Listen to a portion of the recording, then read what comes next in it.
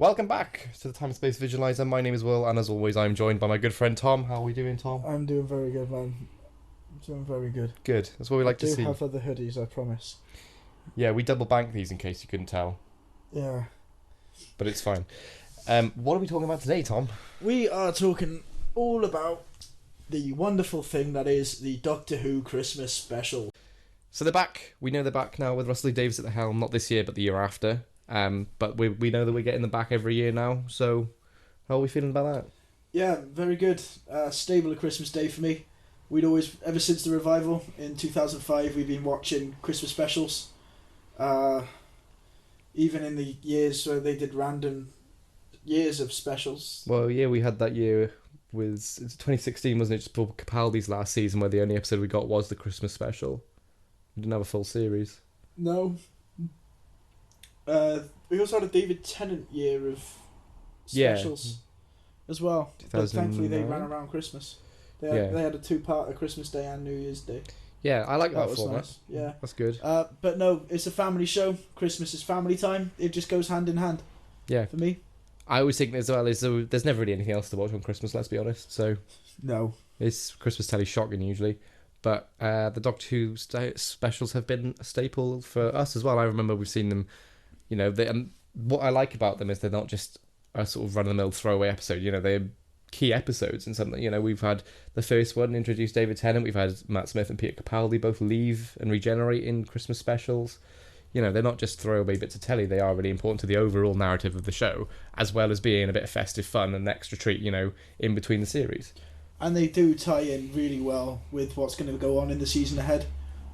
So you had all that stuff with Torchwood in the Christmas Invasion.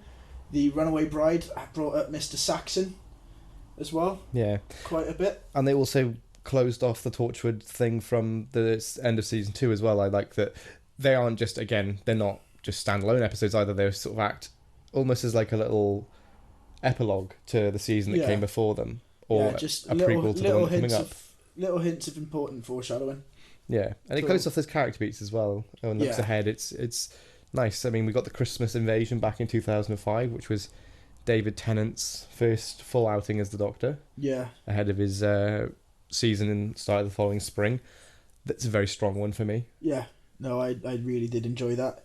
Seeing the Doctor go wacky while he's trying to figure out who he is was something special. But it also gave, you know, Rose and Jackie and Mickey their own time to really process what's going on, and saw a bit more of Unit than we did in the first series as well. I think it's the first time they've really been used properly in the revival. We saw them briefly in Aliens of London, but this was the first time I think we'd seen them properly. So it was nice to see them back. I do enjoy Christmas Invasion. I think I usually watch it. It's one of those ones I do watch every year, to be fair. Don't watch all of them every year, but that is usually one of them. I just watch it for Song for 10. That is an absolute banger. Christmas song. Speaking of bangers, we get another one in the following Christmas special, though, with Love Don't Roam. That's another one. And Runaway Bride, thoughts on that one? I really enjoyed that. Brought in Catherine Tate's character, Donna. Made it feel like, they could actually do something there. And then they did. Yeah. And that season was incredible. I loved the dynamic between Catherine Tate and Donna. And Donna and the Doctor. I really can't wait for Tennant and Tate to go at it again. Yeah, that is going to be good. It's going to be great, and we're going to see them back, you know, for the 3 specials next year. And having that first special all the way back now, 2007. I can't be bothered to do the maths, but it's a while ago. And I enjoyed it. It's good fun. That's the one I think really feels slightly more Christmassy, slightly less Christmassy than the Christmas Invasion. I think mostly because it's shot around Cardiff. That was shot in the middle of summer, and you can tell that everyone's quite warm in all their wedding gear and everything, and it's bright blue summer sunshine. Oh, it's lovely weather. Yeah, but it was still a very enjoyable episode. I think the year after with Voyage of the Damned, I don't enjoy as much as the other Tennant RTD era ones. No, but it was still fun. It's still fun. It's very much like a sort of, you know, they clearly went for the cinematic kind of Christmas special, like the Christmas film you get in the middle of the afternoon. Yeah. Very much sort of Poseidon adventure in space. In Titanic, it's obviously... Yeah, it was a really nice introduction to Bernard Cribbins again. Well, reintroduction, because he has been in Doctor Who before in the classics. Yeah, well, with the Peter Cushing films, but this is the first time we've seen him as Wilf. Not at this point we knew he was going to be anything to do with Donna. It was meant to be just a little throwaway cameo that they made work in made him one of the most popular characters of the revival. What do you think of Kylie Minogue, though? I thought she did a good job. Yeah, She did all right for a one-off.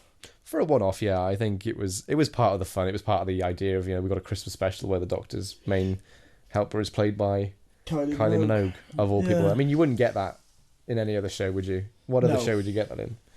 Apart from our wacky little sci-fi run around. But yeah, it was all right. I mean, I think for me it was a bit too heavy on the death and destruction for Christmas evening, but can't have everything, can you? No.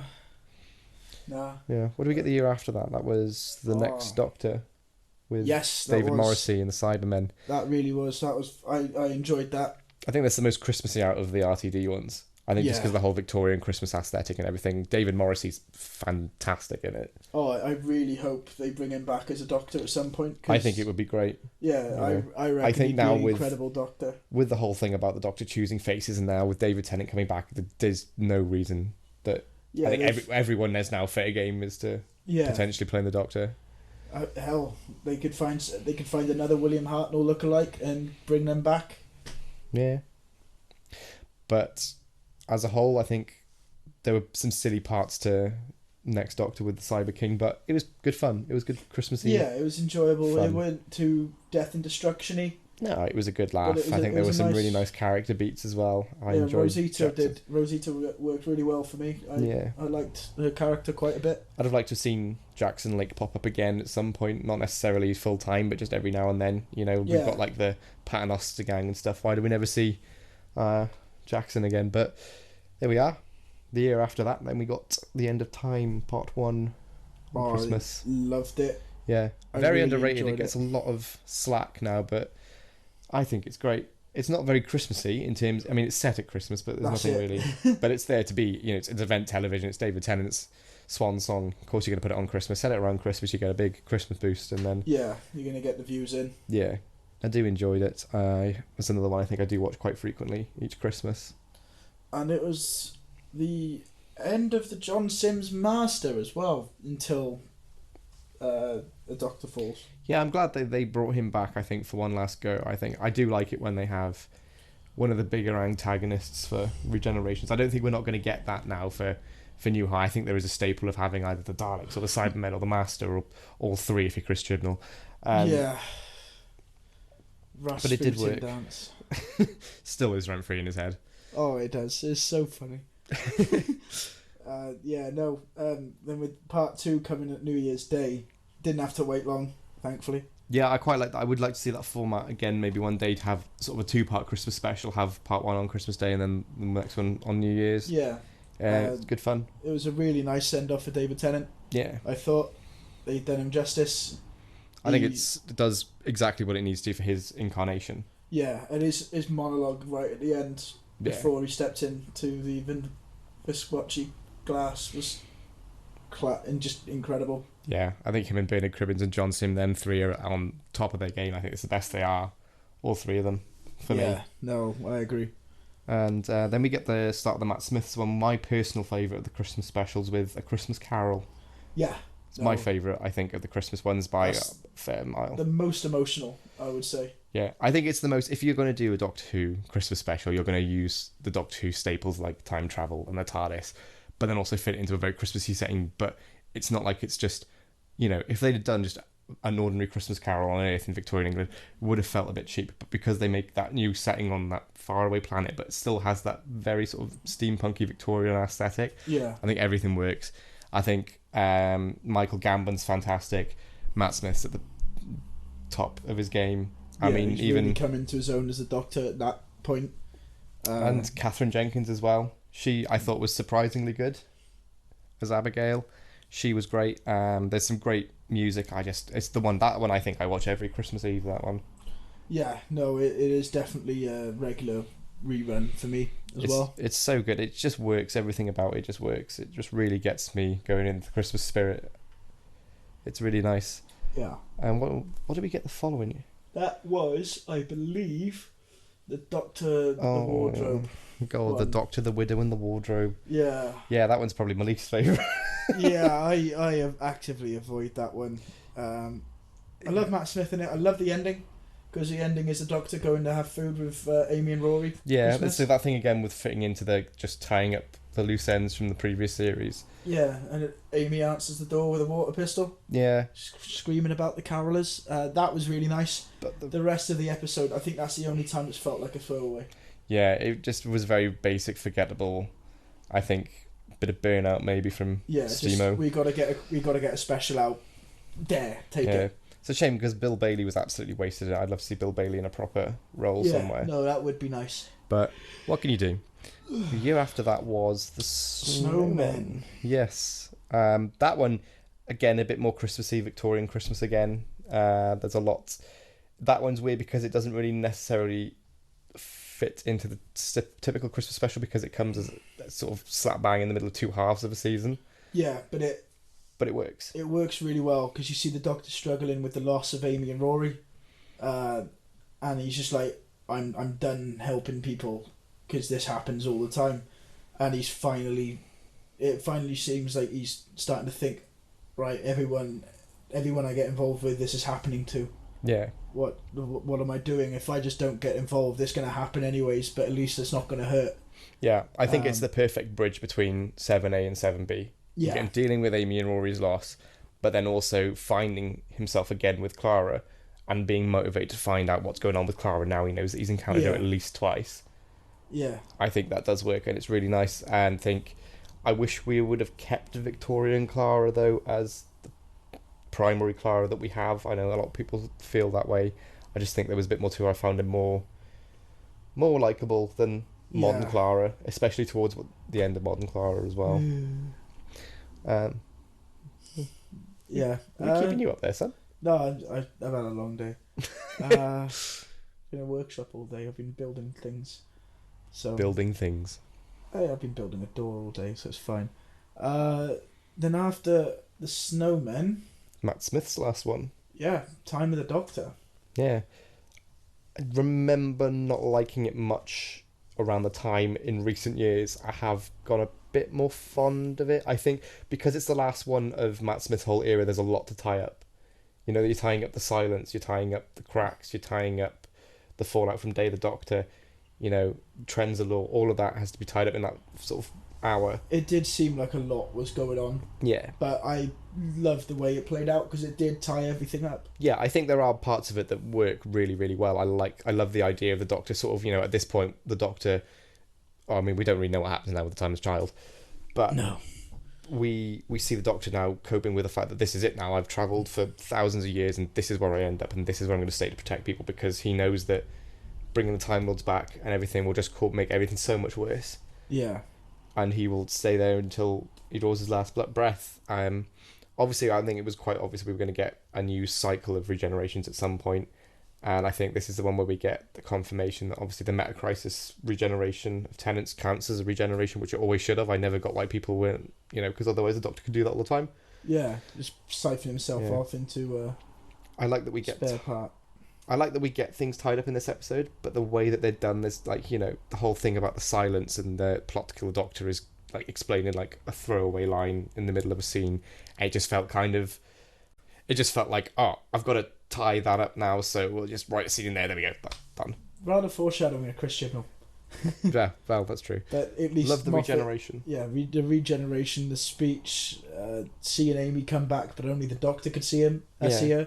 I like the big sort of explosion-y regeneration with the big power, and then in the TARDIS it's just a very subtle sort of like almost a snap. Yeah, he almost sneezes into Peter Capaldi. Yeah, I really enjoyed that. And then probably the best line from Capaldi, "I've got new kidneys. I don't like the colour." Same. I mean, it's a sentiment we all share. Yeah, it's one of my favourite lines. So on to Peter Capaldi then. I believe the first one he did Christmas. was the Santa. Yeah, Last Christmas. Yeah. Again, that was one that I've really reevaluated in recent years. I remember not going much on it, and then now it's gone up a bit more in my expectations. I think it's one of the stronger ones from the Moffat era, at least. I still need to rewatch it because I've only watched it twice because I didn't enjoy it either time. I do need to give it a rewatch. I would suggest checking it out. Check it out. You know, it's nearly Christmas. Yeah. Stick it on one day, and I think you'd be in for a bit of a treat. I like the the dream on dream thing that we've seen in different things. Not really had that in Doctor Who. The Santa thing was good fun. Yeah. Thought the elves were a bit annoying, but I think Nick Frost? Yeah, It Nick was Frost, yeah. as Santa was a good laugh, and I think Capaldi gets to play his proper sort of really grumpy alien, like, this isn't real, this can't be happening. Santa don't exist. Yeah, we have the whole thing. This is where another one of those times where Clara's gone, but she's back, and then she goes again, and then she's back in the space of one episode. Yeah. Get some things tied off with Danny as well, which was nice, but not really necessarily not necessary to any story. But as a little special, and a little coda to the 8th series and prequel to Series 9, it does work. It does. Yeah. I think I would have loved to have seen a bit more of Shona, because I believe, if I'm right here, character was the one that was being set up to replace Jenna Coleman if she did decide to go at the end of the special. I do get a feeling that was happening. I think it would have been quite interesting to have her already know the Doctor through these dreams and then meet her in reality. But then but have it the other way around, and instead of the Doctor knowing her. Yeah, that's what I'd say. Yeah. No, that's fair. And the one after that, Doctor Mysterio. No, it's the River Song one first. Oh yes, the Wedding of River Song. How could I forget? Because it's really forgettable and a bit naff. Yeah, but they had to do it again to tie up everything with River Song.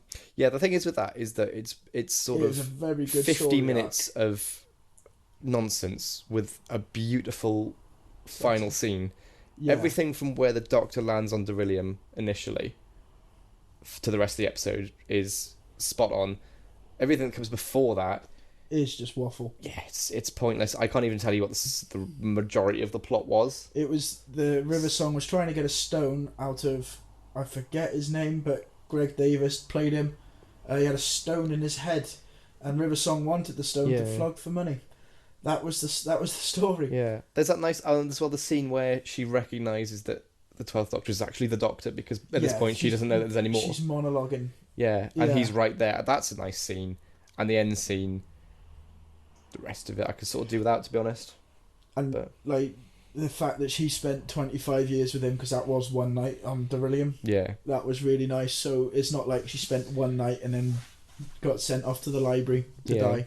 And I think it's nice. It's a way to tie up River Song. I obviously I enjoy the character of River Song, but I don't really feel like I'm clamouring for it to come back, because I think they've done everything they can do. I know that with the time travel-y stuff they can, set it whenever and all that. They've got that option open, but I think because we've seen the beginning, the middle and the end now, albeit in a random order, I think bringing her back now would just cheapen the effect of that ending. And they can't really bring her back because she knew the Matt Smith Doctor. She didn't know. Yeah, that's what I mean. Peter Capaldi, so there is no way that they can bring her back. Yeah, I think because it would have shown. Yeah, I agree. They would have found a way to do it. Like mentioned a few other faces in his time. But yeah, no, I think it was a very good episode just after the first 15 minutes.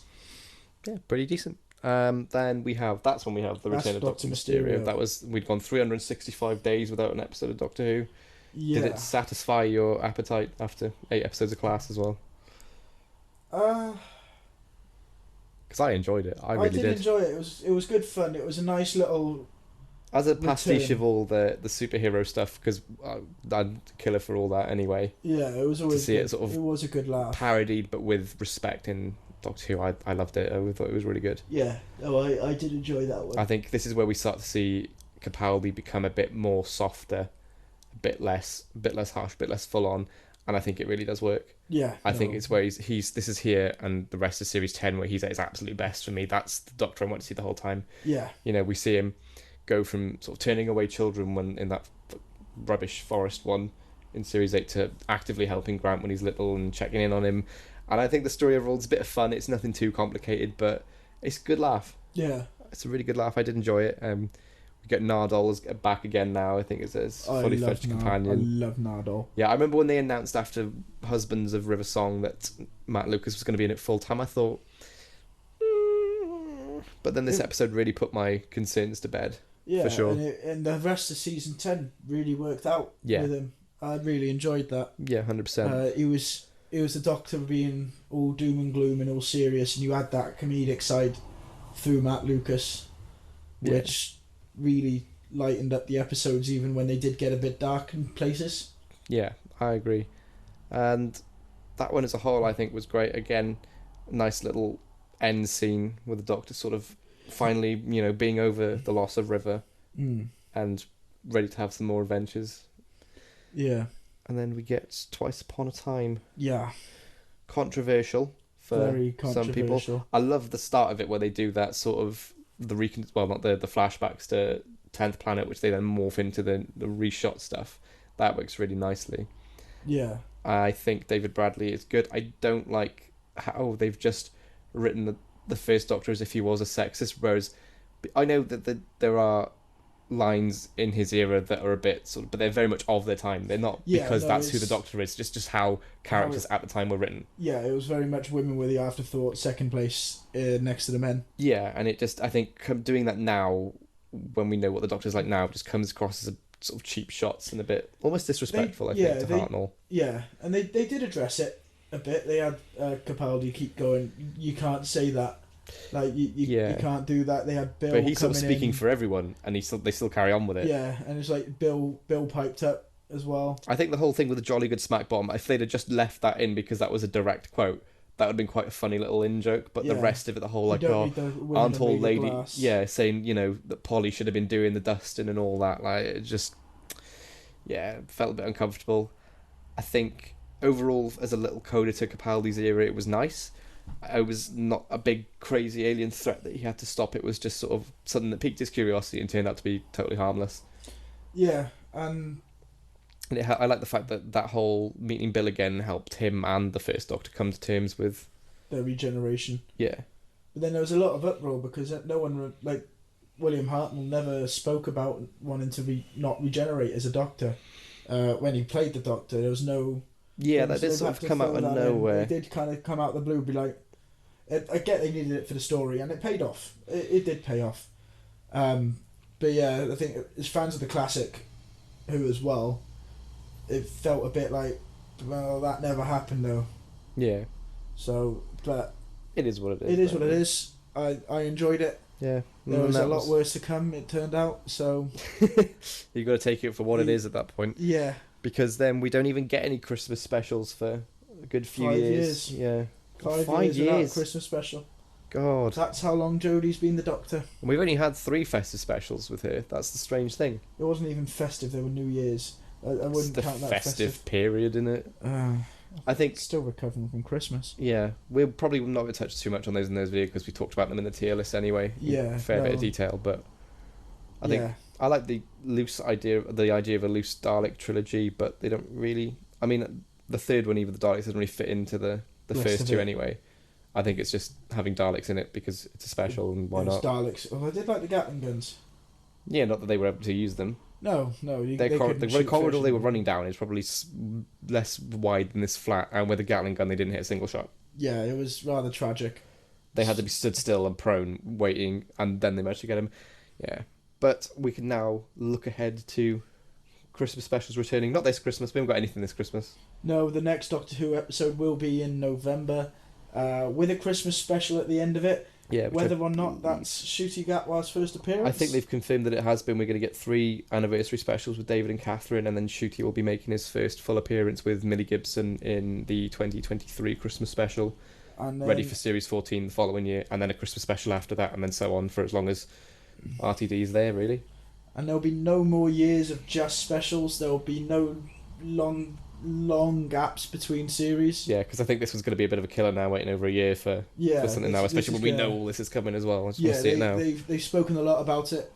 Read Doctor Who magazine. Yes, pick that up. That'll have everything you want to know about what's going to happen. But I did like the fact that, like you said, that we've got this confirmation now that we're going to get. I think is 8 episodes they've confirmed. 8 episodes in a special. 8 episodes a season plus a special. I will take 8 episodes in a special every year than 10 episodes in a special every whenever they want to do it. Yeah. And especially when we know they're going to be such good quality because of the team behind it. Yeah. I have every confidence. I really have. And the fact they got Disney involved as well for everyone else in the world. They got that mouse money. They got the mouse money. That's going to be good. Yeah, I think if they were increasing their budget by how much they have and have chopped the episode count, potentially could be looking at some spin-offs. could potentially be looking at longer episodes. Longer episodes, I'm down for. And I'm looking forward to seeing what Disney do with the special effects, because they are going to have some creative input. Yeah. And I think that's where they're going to take up. Because story-wise, you don't need to input into that. Russell T Davies has got this in the bag. Yeah, I think what we need from Disney is the money and the manpower rather than the creative influences.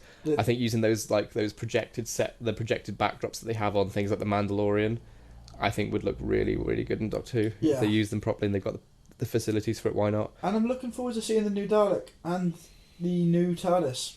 Yes, that's been leaked online. I didn't particularly go out my way to see it. I was quite happy avoiding it, but there it was on my timeline.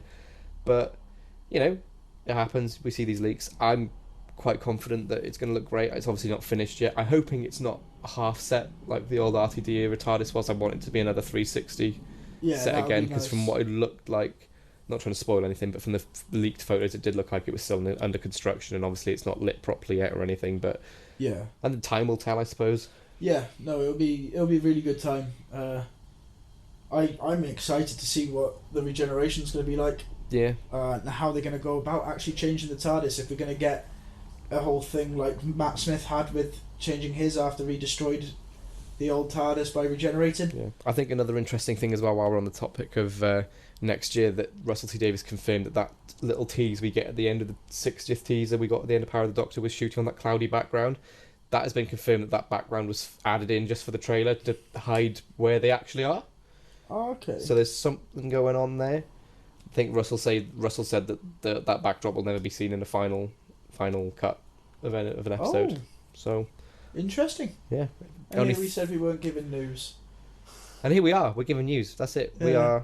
We are your sort. We've got all of this from lots of other places online. There's a lot of discourse around this at the minute, and Doctor Who magazine as well, which I have not actually picked up a copy of yet, but I had a quick read the other day in the shop. Yeah, they let leak everything know. Well, they release everything when they need to. Gives us opportunities to make videos for you guys to discuss what's going on and give our views on it. There's a bit of, I think they've confirmed some more people for behind the scenes stuff as well in terms of production teams. I believe as well that they have advertised some jobs going at the minute on Screen Alliance Wales. Ooh. So you know who to send them to? Oh, I already have. We've made a do it yesterday. Good. Good. But yeah, let us know what you're looking forward to. What are your thoughts on the Christmas specials? What's your favourite one? What's your least favourite one? What do you hope they do next?